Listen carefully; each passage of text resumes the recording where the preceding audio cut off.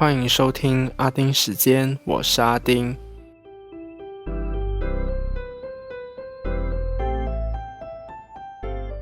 今天的声音有点不太对吧？哈哈哈。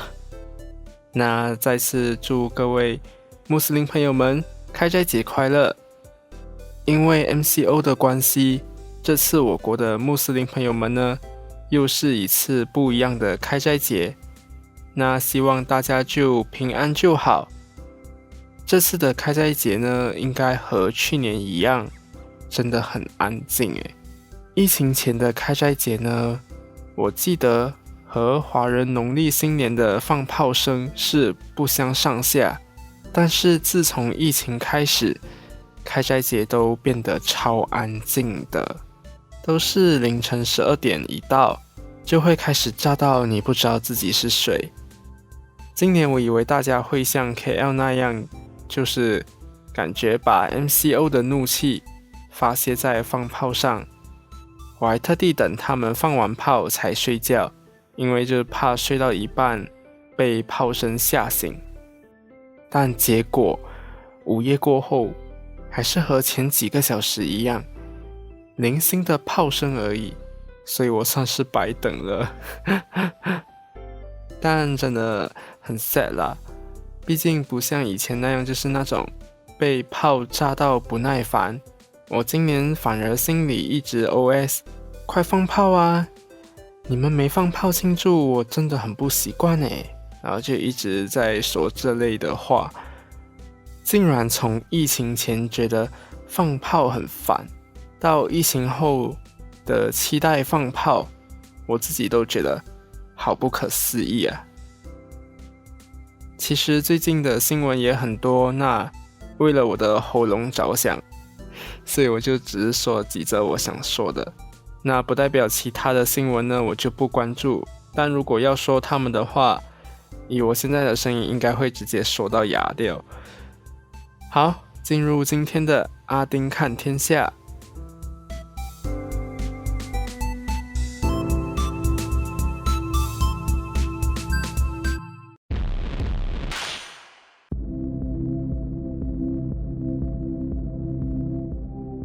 先来看到大马的 COVID-19 疫情，过去这个星期疫情又继续恶化了，死亡人数的记录刷新又刷新，目前是12号的39人死亡，是最高纪录。截至14号的中午12点，我国单日新增4113宗病例，4190人痊愈，34人丧命。对比上星期，累计病例从432425宗来到462190宗，痊愈人数从396004人来到418897人，死亡人数从1632人来到1822人，活跃病例从34789宗来到41471宗。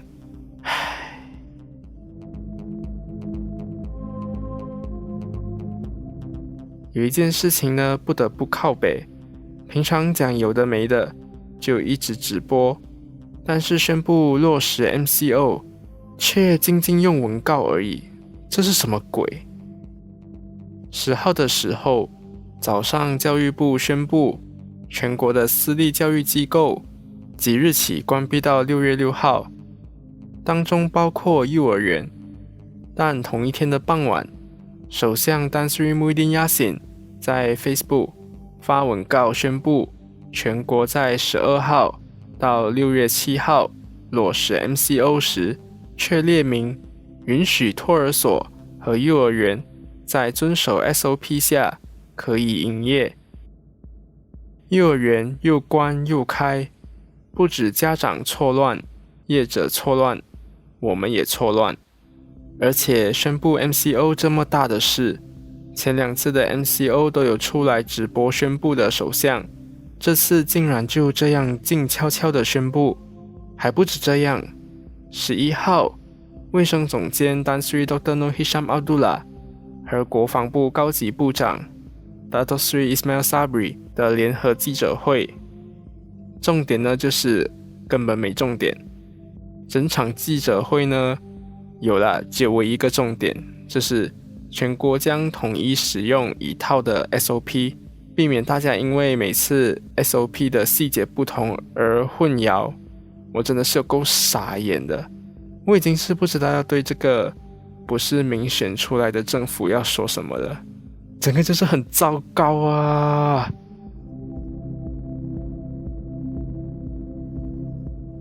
看到国外，新加坡和台湾疫情也升温。新加坡14号宣布将收紧防疫措施，从16号开始，直到6月13号，限制包括不能堂食，外出时最多只能有2个人，单日探访人数下修到最多2个人等等，来遏制社区病例的增加。有网民和媒体针对单日探访人数的收紧制作迷因，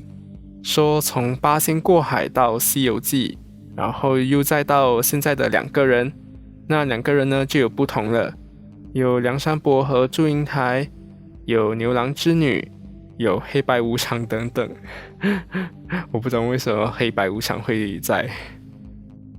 那过去这个星期呢，新加坡已经增加了71宗社区病例，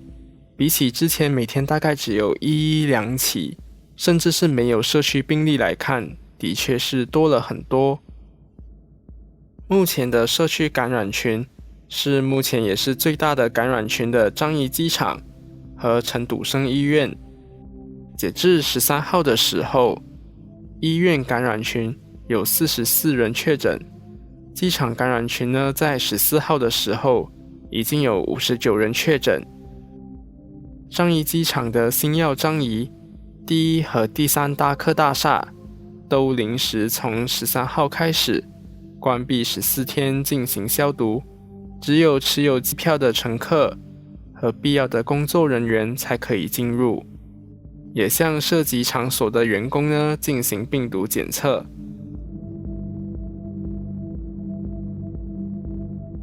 台湾的本土病例呢也是一直记录在刷新哦。14号出现了29宗本土病例，是目前最高的单日本土确诊数字。从5月11号到现在，已经有超过100宗的本土病例，而且都是集中在北部地区。指挥中心其实有针对一名感染者和另一名感染者之间的关联时，用人与人的连结这句话来说，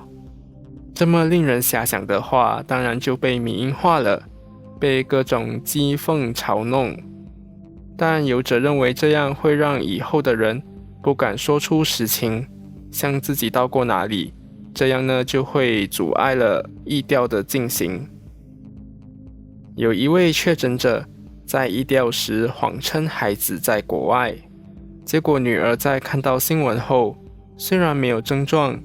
但还是自行到医院采验，结果在14号确诊。他的爸爸因为隐匿接触史，指挥官陈时中说他遭到开罚的可能性很高，但在我录音的时候是还没有结果的。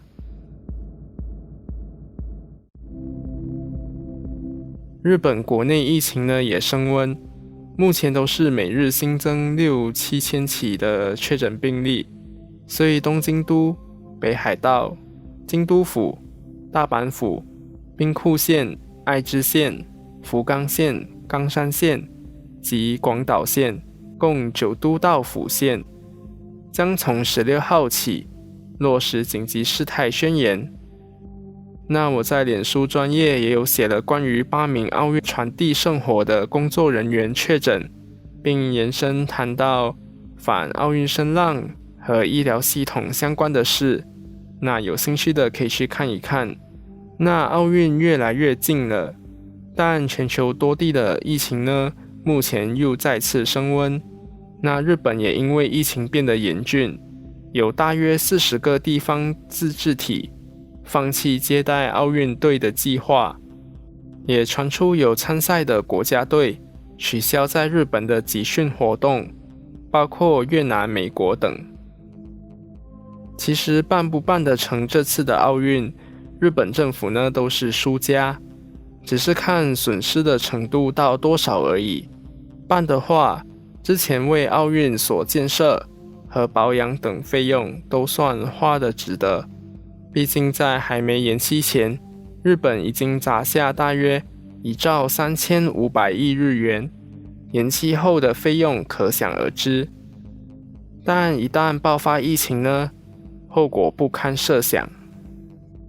不办的话，有些运动员可能就没有下次了，毕竟巅峰状态是很短的。国际奥委会也有70%的收入是来自授予赛事转播权，所以停办就要付违约金给那些已授权的单位，所以算是骑虎难下。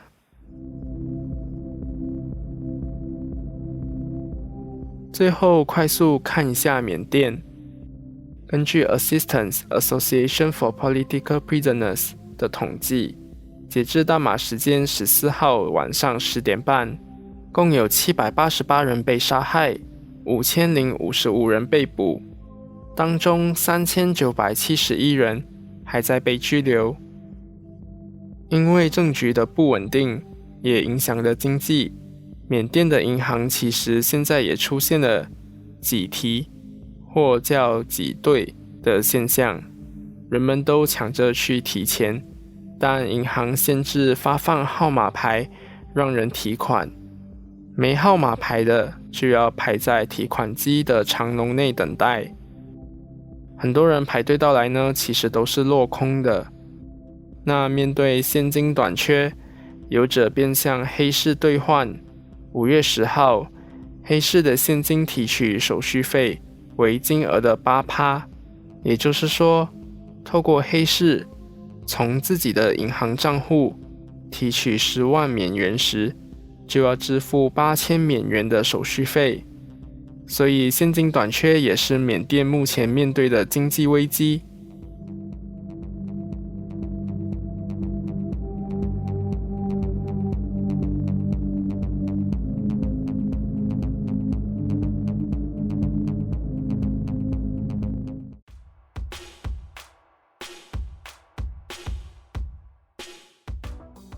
今天的闲聊部分呢，既然前面说到开斋节，那就来说食物好了。